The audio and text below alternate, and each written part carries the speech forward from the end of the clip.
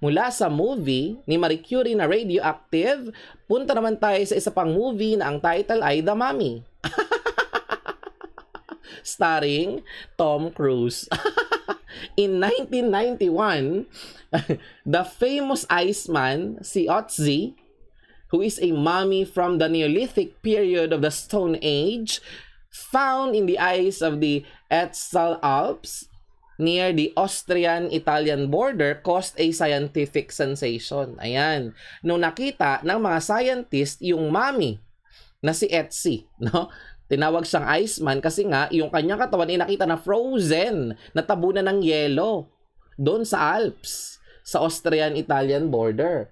So, nag-create siya ng scientific sensation kasi pinag-aralan niya ng mga scientist. So, they tried to find out kung kailan nabuhay itong si Oetzi, ano ang kanya kinakain nung time na buhay siya, anong kanyang way of living, ano kaya ang itsura niya nung namatay siya, ano kanyang ikinamatay, no? Mga forensics.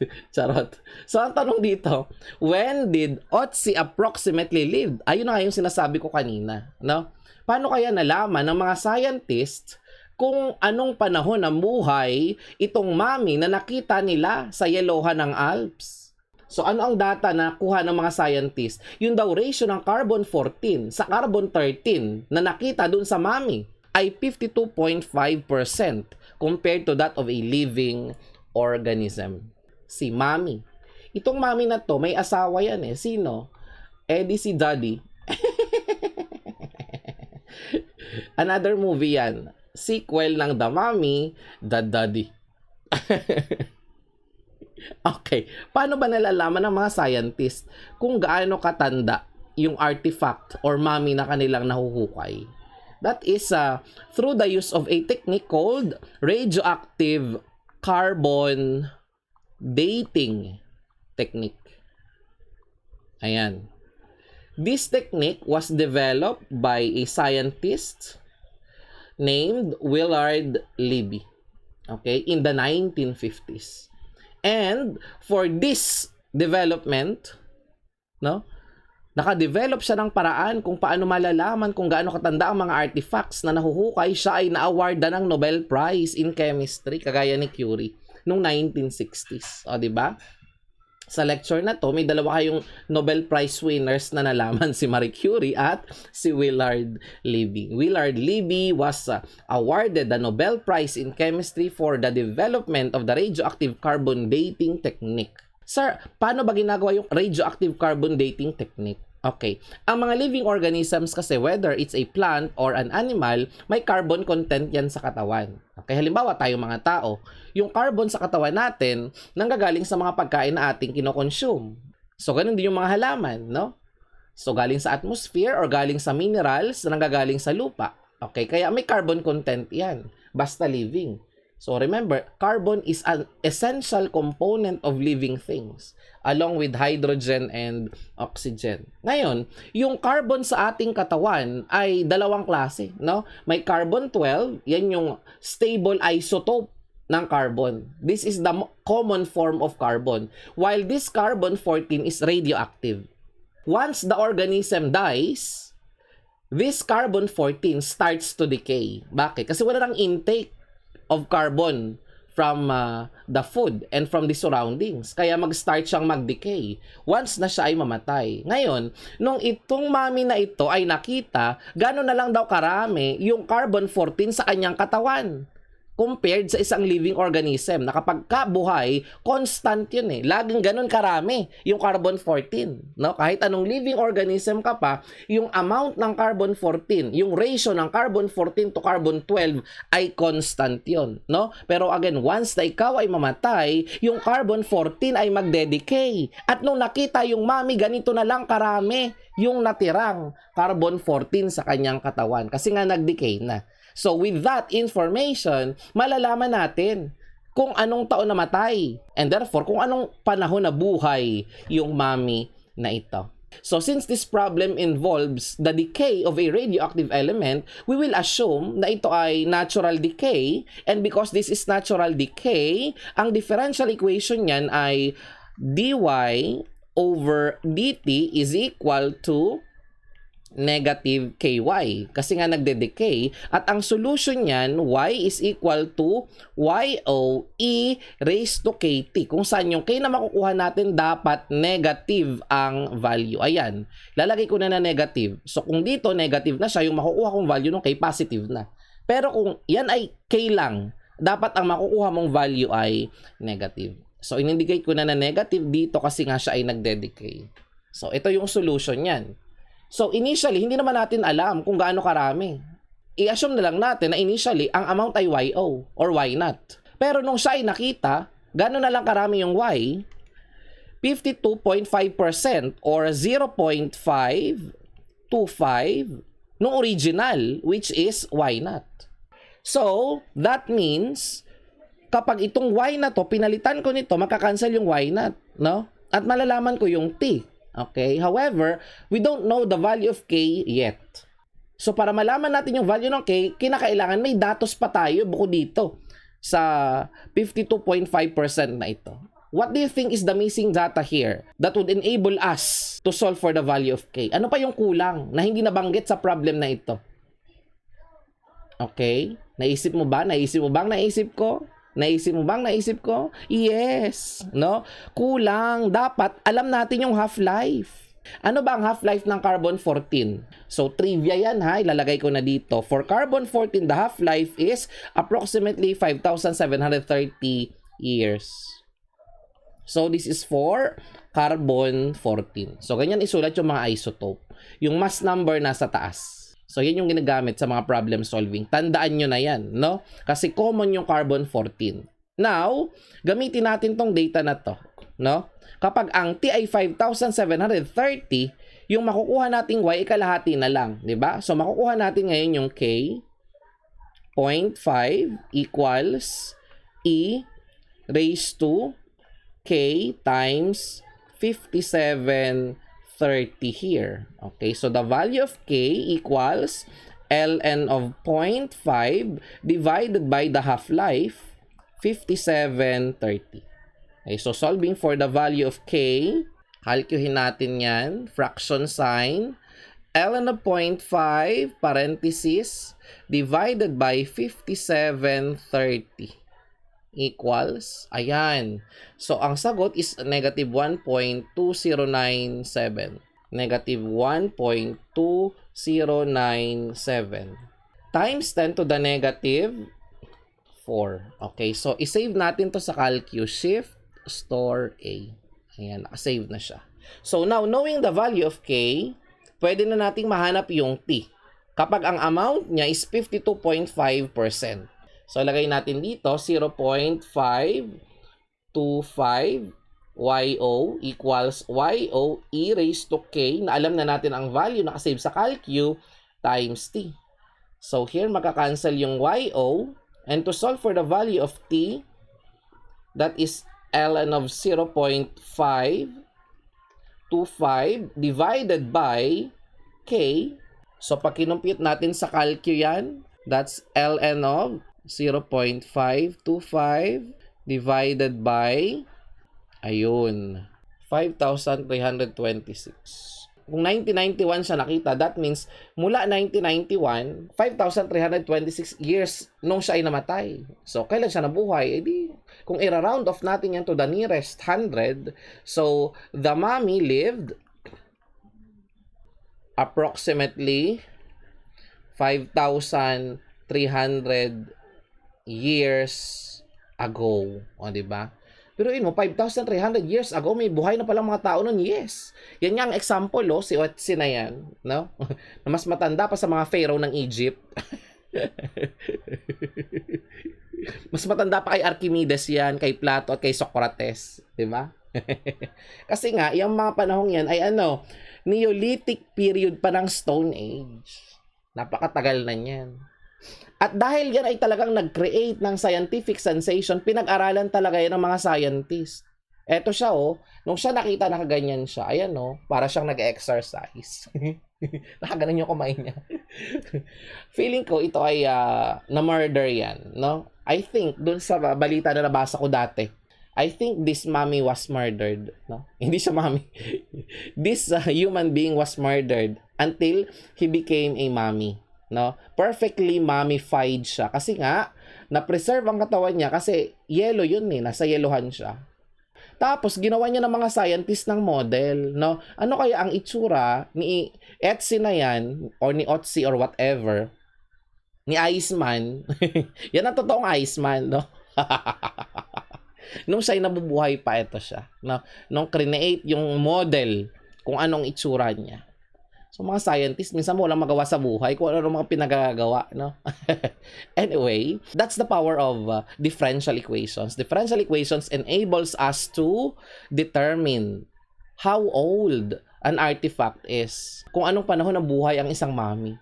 Isa pa sa mga nag-create ng sensation, ng mga archaeological find, is yung tinatawag na the Shroud of Turin.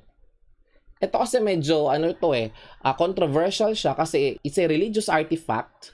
This Shroud of Turin is believed to be the shroud that is used to wrap the body of Jesus Christ nung siya ay namatay. Okay? So, yun yung balabal na ginamit na pambalot sa katawan ni Christ nung siya ay namatay. Yan ang pinaniniwalaang balabal na yon. And the Vatican agreed na ipasuri ito sa mga scientists para malaman kung ito ay authentic at ito ba talaga yung shroud na ginamit sa pagbalot sa katawan ni Jesus Christ. No? So, what does differential equations say about the Shroud of Turin? Was it proven to be the authentic? Kasi kung authentic yan, dapat yung makukompute nila na time ay approximately, if not exactly equal to, ay 2,000 years. No, bakit? Kasi we know that Christ died around 2,000 years ago. 'Di ba? So, if you want to find out if the Shroud of Turin is indeed authentic, assignment nyo na lang yun, 'di ba? Para may cliffhanger.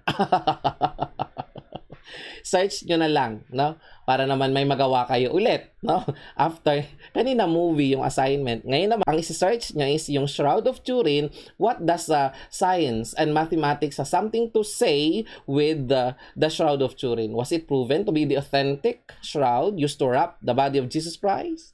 Alamin mo na lang, do some research about it. Kasi ako alam ko na yun, napanood ko sa documentary.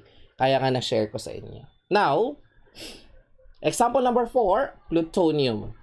Plutonium as a nuclear fuel. Mula sa mga mami, punta naman tayo sa nuclear energy. So here we have a breeder reactor that converts U-238. This is uranium-238, which is one of the isotopes of the element uranium. So the breeder reactor converts uranium-238 into Pu-239. What is Pu? Pu is plutonium. Okay, and this plutonium-239 again is one of the isotopes of plutonium. Okay, so we know that uranium is radioactive as well as plutonium, no? Radioactive din siya.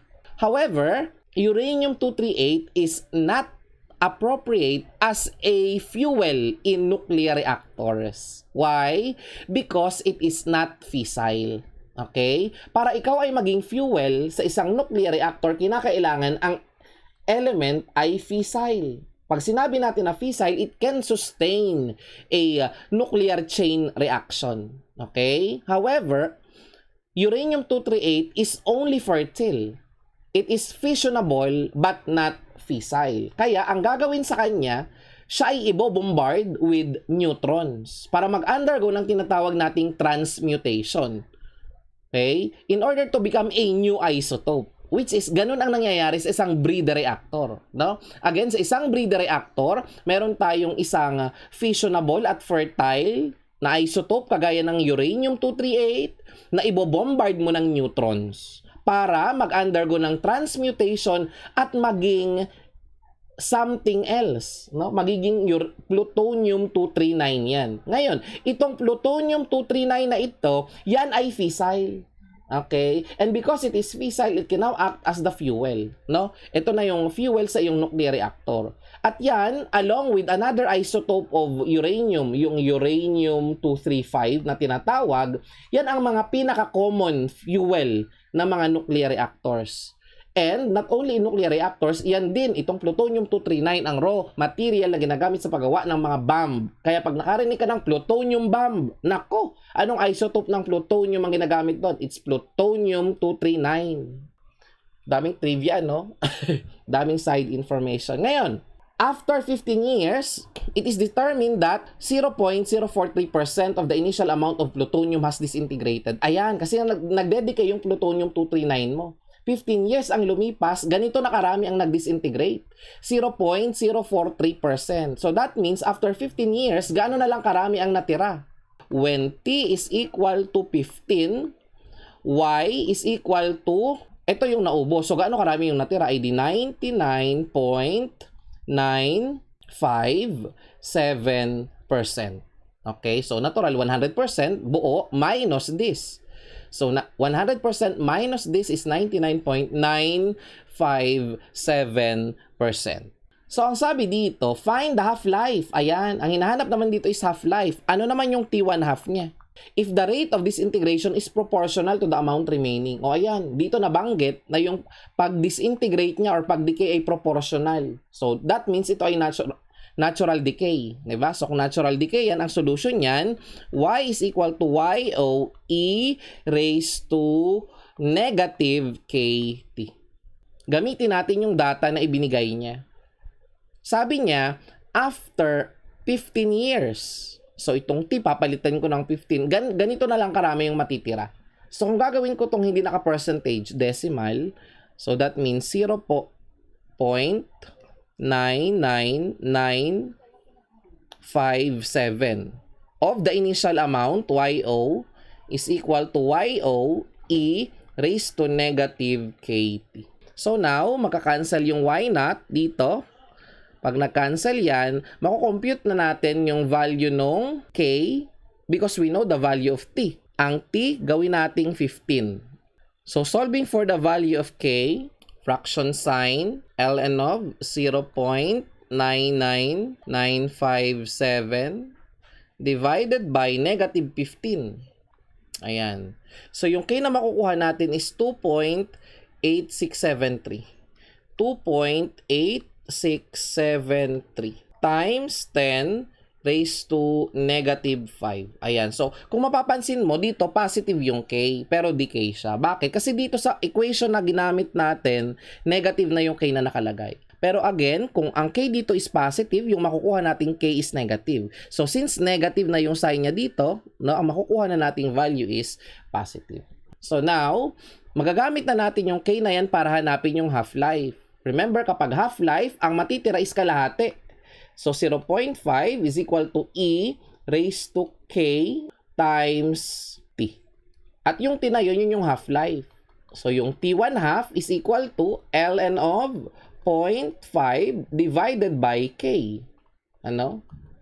So, madali lang naman yung isolve. No? Hindi ko na isa-save ha. Kasi nasa ans din naman yan. No? So, ln of 0.5 divided by answer. Tanggalin ko lang yung negative sign doon, no? So, we have 24,000. Grabe, ang tagal. 24,174. 24,174 years. Grabe, ang tagal. Napakatagal pa ng half-life ng plutonium. Ano? Biruin mo. Kung ikaw pala ay may 100 milligrams na plutonium, which is napakaliit na amount, no? It will take 24,000 years bago siya maging 50 milligrams na lang. Okay? Kaya matipid ang mga nuclear reactor pagdating sa fuel, no? Kasi yung half-life katulad nito. So kung ang fuel ko pala ay plutonium-239, then hindi ko kailangan ng napakarami niyan. I only need a small amount of plutonium, which I can convert into a huge amount of energy. Di ba? Okay. Pero itong breeder reactor na to, hindi na ito masyadong uso ngayon. Bakit? Kasi noong 1960s, naka-develop ng paraan ang mga scientists para makapag-refine ng nuclear fuel in the form of uranium. No?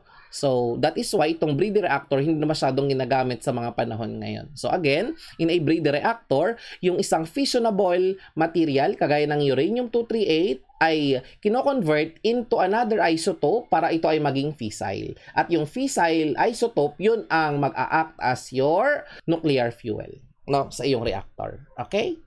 So, mula sa mga mami, napunta yung discussion natin sa nuclear reactors na ginagamit sa mga power plants, no? So, I'd like to show you how a nuclear reactor looks like. Ayan. So, yung nuclear reactor, yan ay isang malalim na hukay para siyang cylinder, no? Tapos yan ay filled with water. Usually, it's filled with water.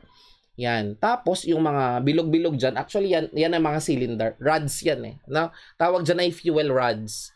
At ang laman ng fuel rods, yun na yung pellets. Kung uranium pellets yan. That will serve as your nuclear fuel. No? Yun ang fuel ng iyong nuclear reactor. Okay? So, ayan, no? So, dito sa Pilipinas, meron tayong isang nuclear power plant na hindi naman ginagamit, no? The Bataan Nuclear Power Plant, no? Which I was able to visit last year. So, yung Bataan Nuclear Power Plant na yan, napakaganda ng loob niya, no? Hindi siya inaagiw, no? Malinis, maayos. Talagang piyar na piyar ang pagkakasalansa ng mga tubo, ng mga kable. Okay, syempre yung fuel, bali-balita ko na ipagbenta na yung iba, no? Pero bali-balita lately na nagpapasurvey daw si Duterte kung papayag ang mga taga-Bataan kung bubuhayin ang nuclear power plant na ito, no? So personally, kung ako ang tatanungin, I am pro-nuclear, no? But not necessarily yung Bataan ay i-revive. Bakit? Kasi ganito yan eh.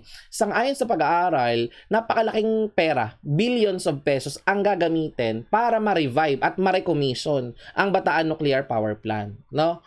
Now, ang sabi ng ibang experts, it would be more feasible or it would be more practical if gagawa na lang ng bago, di ba? Pero sabi na, sayang naman daw kasi ando na yun eh. Ando na yung Bataan Nuclear Power Plant, ba't hindi na lang gamitin? So, again, ang makakasagot niyan is hindi ako, no? Yung mga matataas ang posisyon, no? Pero pinag-aaralan nila yan. And again, I am pro-nuclear kasi nga, nuclear energy is clean, no? And it's efficient, no? Kailangan niya lang tubig. Ang daming tubig sa Pilipinas. No, yung tubig dyan kasi ay nag-act as moderator. Yun yung term moderator. No? The moderator is a material that slows down the neutrons in the reactor. Okay?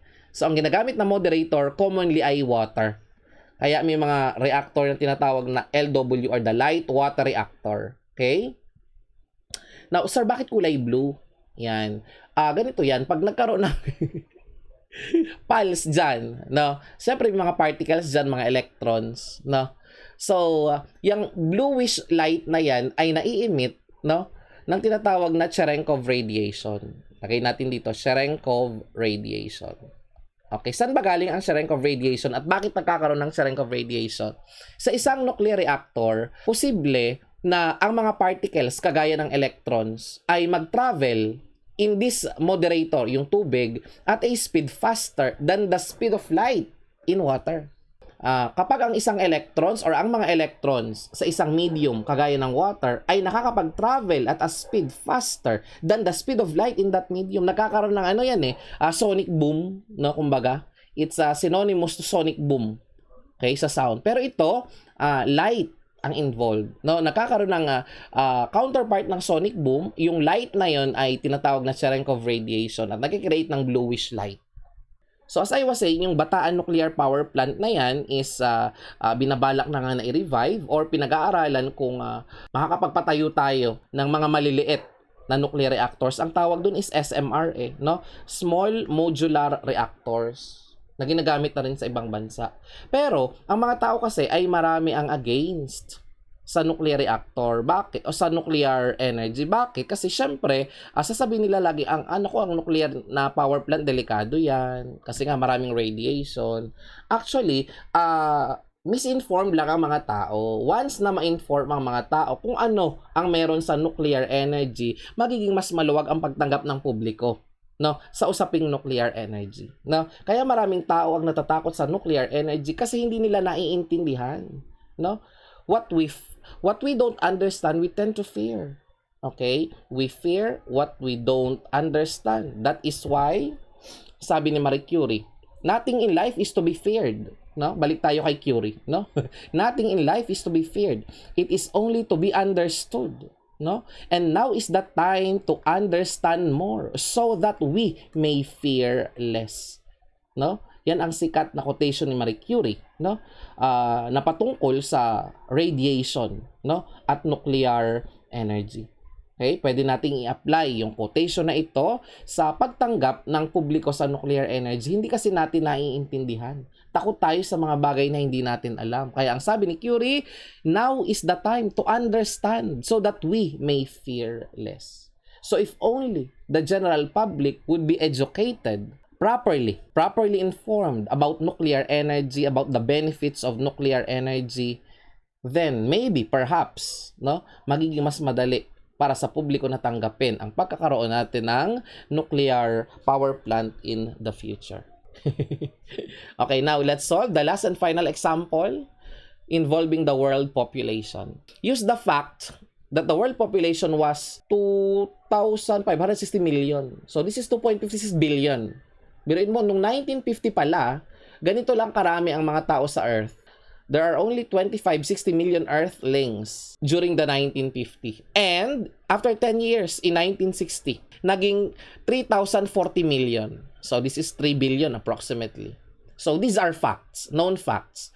Now, we will use these facts to model the population of the world in the second half of the 20th century. Now, assuming that the growth rate is proportional to the population size, ano daw ang relative growth rate? And use the model to predict the population in the year 2020. So itong problem na to medyo may katagalan na eh. Bakit? Kasi nga 2020 na ngayon eh. Pero ang sabi ng problem, predict. So actually, nung ang libro na ito ay na-print, I think that was around 2014. No? So nung 2014, syempre, looking forward to 2020, hindi pa natin alam kung ano ang population. But now, I can give you the correct figure and we will see if this model na ipinapagamit sa atin ay accurate pa. Anong model ang papagamit? Yung daw growth rate ay proportional sa population size. Eh di natural growth yan. No? So if that is so, yung differential equation natin dyan is dy over dt is equal to ky. If y is the population, right? And the solution to this differential equation is y naught e raised to kt. And initially, gaano daw karami ang population? That's 25-60 million. Hindi ko na ilalagay yung million ha, pero alam natin million yan. E raised to k times t. Yan. So, after 10 years, sabi niya, when t is equal to 10, gaano na karami yung population? 30-40 million. So, pwede natin gamitin to. No? Lagay natin dito, yung y is 30, 40. Hindi ko na ilalagay yung million ha. 2560 e raised to k times yung t, which is after 10 years. Kasi 1960 yun. Diba? So, from this, pwede na nating makompute yung k. To solve for the value of k, that's ln of 30, 40 divided by 2560 divided by 10. Ayan. So, the value of k is 0.017185. 0.017185. Now, gamitin natin ito para ma-predict ang population. So, ngayon, hindi na tayo mag-predict, no? Ite-test na natin kung tama pa ba ang model na ito. Okay? So, ang population in 2020. But 2020 is how many years after 1950? Kasi nagsimula tayo 1950.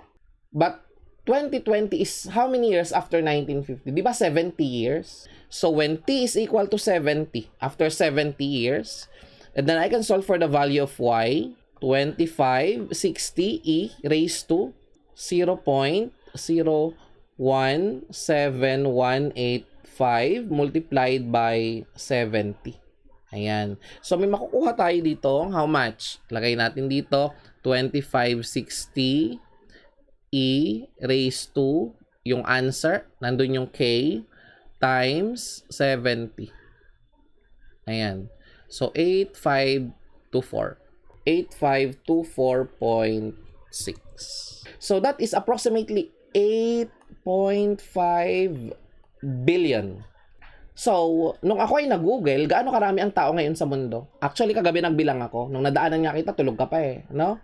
Ang bilang ko kagabi, there are 7.8 billion people on planet Earth. Okay, so what can you now say about this model? Medyo malaking discrepancy. Ayan, no? Ang actual na data is 7.8 billion. Pero, nung kinompute natin ang population ng Earth using the exponential model, or yung natural growth model, 8.5 billion. So, medyo malaking discrepancy. Now, let us take a look at the actual data. Yan. So, this is the graph of the function that we obtained here. Ito yon. Y is equal to 2560e. Okay. Ito yung graph ng Y equals 2560e raised to 0.0171850t. Ayan. So, dito, ito yung years. So, 1950, 1960, 70, 80. So, ito yung after 70 years. Ayan. Ito tayo. Around 8.5 billion yung nakuha. But this is the actual data. No? 7.8. So, medyo malaki na yung discrepancy. Pero kung mapapansin natin, ayan, sa simula, syempre, ito yung pinanggalingan ng ating equation. Tama ito. No? Eksakto yan. No? At nung nag-create tayo ng model, gamit ang dalawang to, ito na yung nakuha natin. Yan, ito. Pero yung actual data is itong mga tuldok. Katulad niyan, 60, 70, 80. Noong 1980, ito yung population. So, medyo malapit pa siya. No? 1990, ito yung population. Mas malaki yung actual kumpara dun sa model. Kasi yung model, ito yung graph. Nung 2000 lumapit, no? The actual data is close, very very close to the value predicted by the model. Now nung 2010, yung value na nakuha ng model ay mas malaki na kumpara sa actual data. Ayan, yung trend. Ibig sabihin, kung yan ay natural growth, ito ay biglang laki, no? Okay. Pero ang actual data, hindi siya mag-grow exponentially talaga. Okay? Bakit? Because there are many factors that affect the growth of population. No?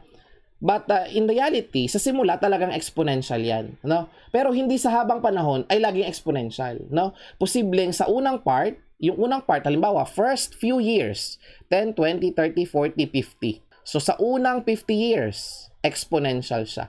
Pero nakita naman natin na, yan, when t is equal to 60, nagkaroon ng discrepancy. Hindi na siya exponential. Okay? So, in our next topic, pag-aaralan natin yung isa pang model sa pagpipredict ng population. Yung tinatawag nating logistic differential equation. So, ito ay isang model na ginagamit sa population dynamics. And this model incorporates some real-life constraints. No? Halimbawa, sa isang lugar, meron siyang carrying capacity. Ano ba ang maximum capacity ng tao na kasya dito sa halimbawa Quezon City or the city of Manila, no? Paano kapag wala nang makain ng mga tao? Syempre hindi na sila masyadong dadami, di ba? Wala ka naman sila yung magkainan doon. Okay? Paano kung wala na silang matirahan? So natural yung pagdami nila babagal 'yan. Okay? Kaya yung ano dito, yung curve natin is hindi siya dire-diretso pataas. Makikita natin 'yan ay magiging close sa pagiging horizontal ganyan. Okay? And that will be our topic next meeting, no? In the next video that I will discuss. Okay? So I hope na sa discussion na to, na napakaraming trivias kong nabanggit, kayo ay may natutunan, no? So if you like this video, don't forget to hit the like button and subscribe to my YouTube channel, and click nyo yung bell button para ma-notify kayo kapag ako ay nag-upload ng latest video ko. Okay? So, bye!